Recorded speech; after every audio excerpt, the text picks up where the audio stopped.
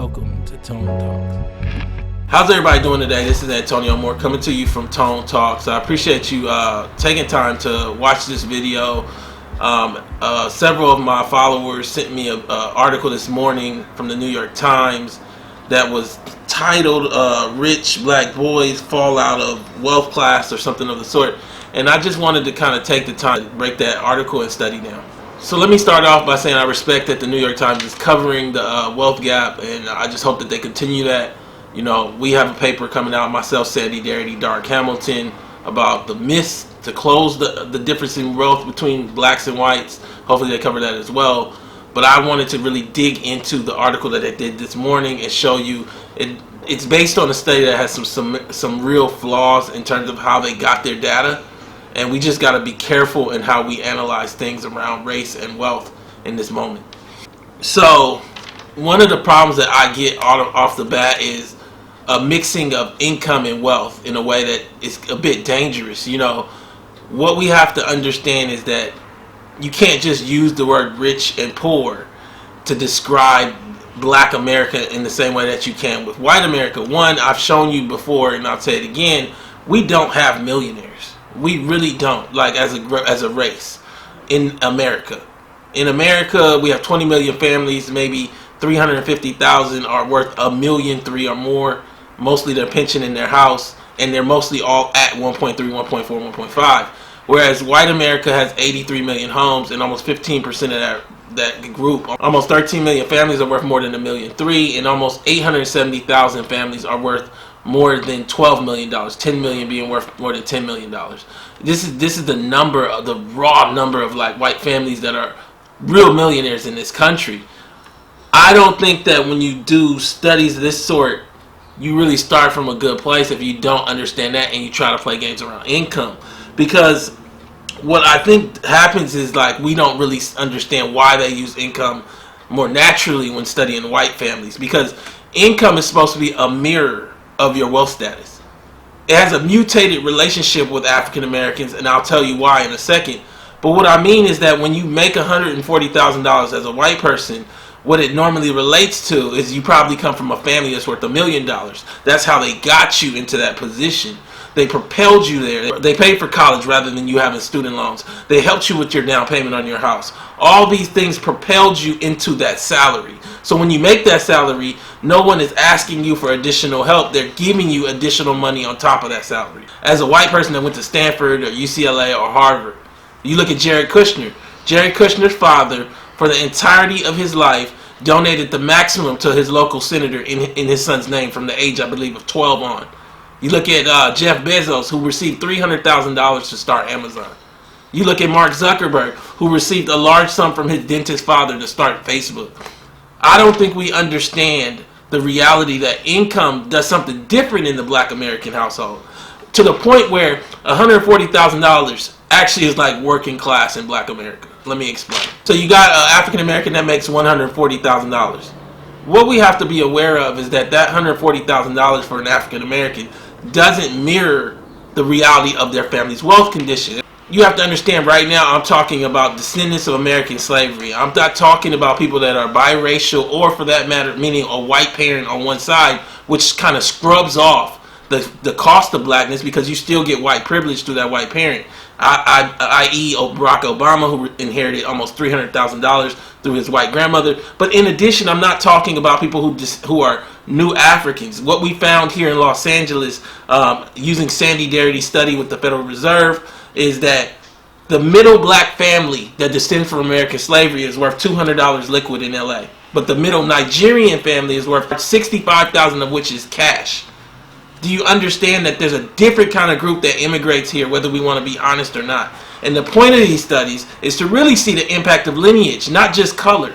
And like what we see here is that we have fundamental flaws because there's a lumping of new Africans, of biracials, all into one category, so we don't deal with the cost of blackness in America. Let's start with the fact that the study uses one example of an African American. That one example is a guy named Will Jawando. And Will Jawando is half Nigerian and half white. He has no slavery in his blood. No American slavery in his blood. I don't understand why he's even in this study as an example. fundamentally, we got to understand when we're talking about like evaluating the cost of blackness, we're talking about evaluating the cost of black American lineage. But we using Will Jawando to make us feel good because he gives us an example. My family is descended from slavery on both sides, Alabama and Mississippi. And my story ain't Will Jawando's story. So let's continue on and talk about this mutation and talk about what happens when black people make 140,000. So you make 140, but didn't nobody save for you to go to college? Didn't nobody have a lump of cash where college was already paid for and the master's program is already set up? I think that we don't understand that because of this class of white folks, 10% of their race worth more than $1.3 million. We don't understand how many of them that propel their kids to UCLA, Stanford, into the elite echelon have it all paid for their kids before they're born.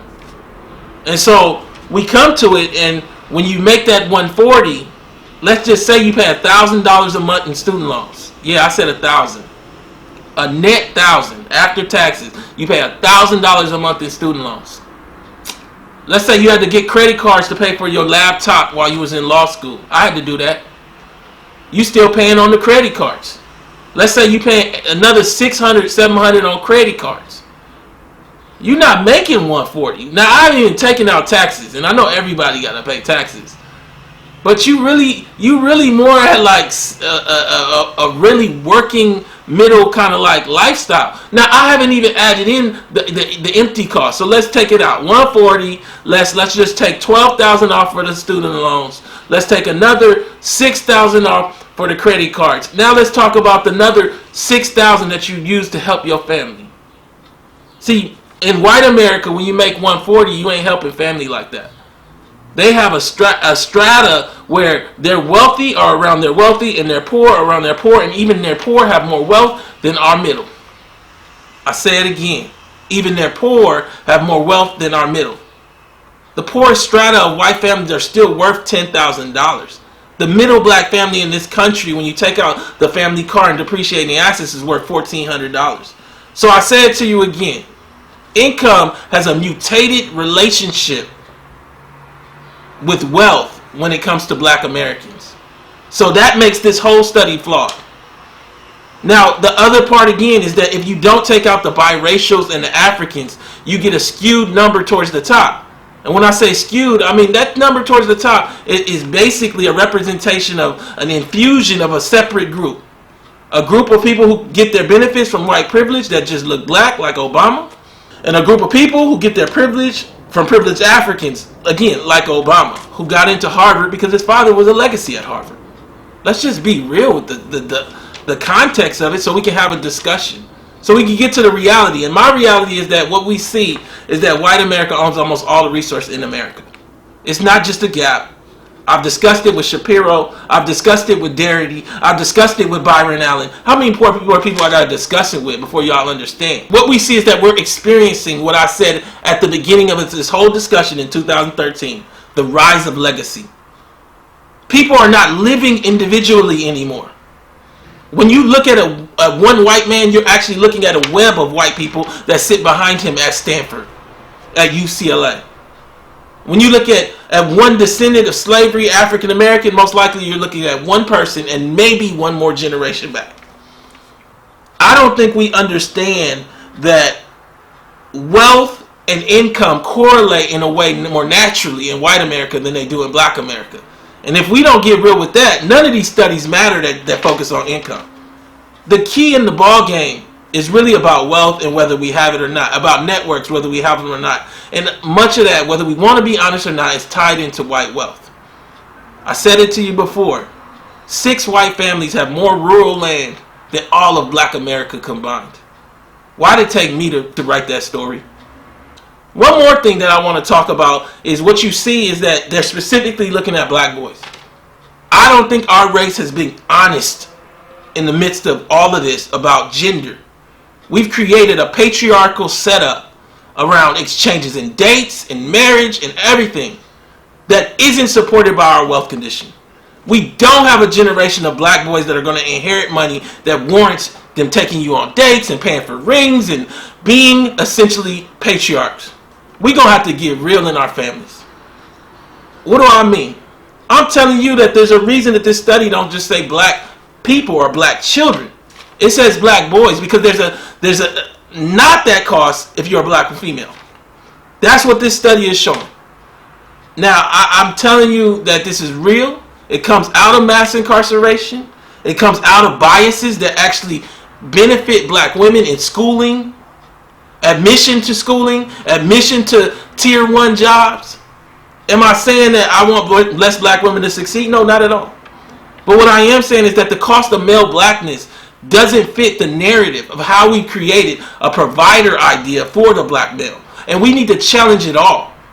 We need to get real with it all. You can't be expected to provide in an era of familial funneling when you have no wealth and no family that has wealth. Let me say that again. What we're expecting is for African American men to provide as though they're receiving inheritance they're not receiving. This is not that era. And then they don't have the income advantage. We got to reevaluate how our families are structured. None of these marriages, none of these relationships are going to work. So I come back to you, I say to you, all of these studies that they show us, they got to make sense. They got to come from data. If they don't come from data, then you got to question it all. Now, it's good to have percentages and everything, but if you don't have real wealth data, the condition of blacks, if you don't start off with a group that really gets into the guts of, I'm talking about blacks that are native and have lineage in this country, you can't get nowhere. And we got to stop hiding. This guy like Will Jawando, he doesn't tell us anything about the black social condition in America. Nothing. He tells us that you can infuse a person that's African with white wealth and they can become successful, but that does nothing for me and it does nothing for you. The point of this is not to be divisive but to be real. We coming with this new report and it's going to change the way you view black and white wealth in America. Please go to tonetalks.org to subscribe and donate. Share this video. Let's get the dialogue going. You know, I reached out to the New York Times. I appreciate them replying. I believe they changed the title as a result of our dialogue from this idea of rich black boys falling out to really looking at the extensive impact on black boys. Tone Talks presents the reality behind the racial wealth gap. In America, we understand race as a literal foot race, where whites just got a lead based on effort, when in actuality, due to several hundred years of slavery and 100 years of Jim Crow, black people were more like the shoes whites wore down to run forward economically. The recent data from the Federal Reserve Survey of Consumer Finances tells a story that even though the media shows us young black millionaires like Steph Curry and LeBron James, without the family car, the middle black family is worth just over $4,000, while the middle white family is worth over $140,000 using the same accounting. In fact, according to the Federal Reserve data, the middle or 50th percentile black family is equivalent in wealth to the 20th percentile white family. In terms of wealth, black middle is the equivalent of white poor. The upper echelon of wealth tells us much the same story, showing that white America makes up nearly all of our nation's top 1%, with only 380,000 black families having a net worth more than even a single $1 million. All while, according to the new data, 15% of white families are worth more than $1 million, and over 1 million white American families are worth more than $10 million.